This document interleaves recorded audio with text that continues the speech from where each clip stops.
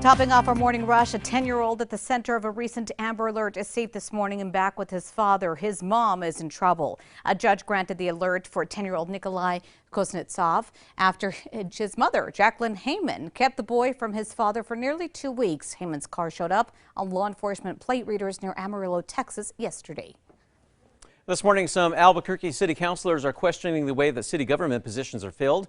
The councilors are pushing for a study of cities that assign hiring duties to a city manager appointed by the council. If councilors approve that study, it would be conducted by an Albuquerque economist.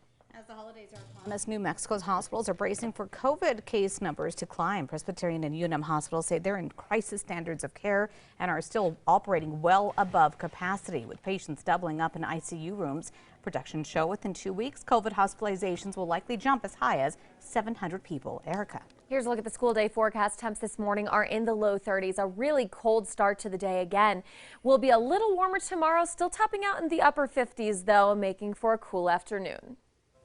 A Santa Fe woman is facing embezzlement charges after allegedly stealing thousands from a golf course. Court documents say that Nidia Bailon, Alvarez is accused of embezzling about $8,000 from the club at Las Campañas.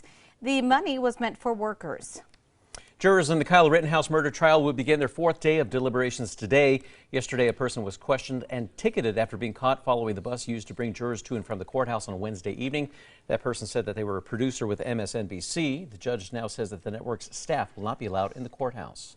The trial for the 3 white men charged in the death of Ahmaud Arbery is getting closer to final arguments. Defense attorneys rested their case yesterday. Travis McMichael, his father, and their neighbor each face 9 charges, including murder. Closing arguments are expected on Monday. Erica. And here's a look at the Metro Threat Index. We are seeing very cold temps this morning, but other than that, it's going to be a really quiet day. Students in Santa Fe will be learning from home starting on Tuesday. School officials say this is to slow the growing number of COVID-19 cases in the state. Students will return to class after the Thanksgiving break on November 29th. A man and his dog are on a cross-country ride raising money for fallen and injured wildland firefighters. Kevin Conley is riding across the country. He's in New Mexico this morning. Hopes of raising awareness about firefighters' mental health. Conley and Rocky are making their way through the state. Will likely finish up their ride in 5 to 6 weeks. Erica. All right, let's get a look at the morning drive. Here's a look at the traffic maps. We do have an accident on I-25 south at Lomas, causing slowdowns there. And here's a look at Tracker going east on I-40 near 4th Street. Things are moving along in that area.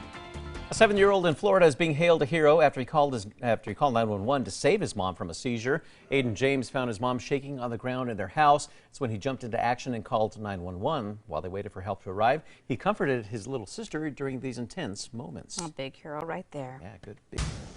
Time for the 5 facts. At number 5, New Mexico is getting some major attention after a Santa Fe native wins on a national DIY competition show. Santa Fe native Nick Alcaraz won a recent holiday episode of HBO Max's Craftopia using his food crafting skills. Now, he was tasked with making a Christmas village. He won $10,000 in a cash prize and says he is now writing a food crafting book. On to number 4, an Albuquerque teen who gave his life to save his family from a house fire made one final sacrifice. Healthcare workers lined the hall of UNM Hospital as 17-year-old Xavier Garcia was taken to the operating room to donate his organs, possibly saving the lives of 8 people. Friends and relatives also gathered for their own goodbyes to Garcia outside the hospital. And at number 3, it's going to be a nice weekend with temps in the 60s tomorrow, a light breeze and mostly partly sunny skies. We'll see highs in the 50s on Sunday. Number 2, this morning some Albuquerque city councilors are questioning the way that city government positions are filled. The councilors are pushing for a study of cities that assign hiring duties to a city manager appointed by the council. If councilors approve that study, it would be conducted by an Albuquerque economist. And at number 1, as the holidays are upon us, New Mexico's hospitals are still bracing for COVID case numbers to climb.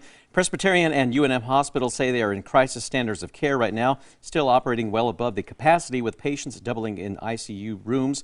Projections show within 2 weeks, COVID hospitalizations will likely jump as high as 700 people.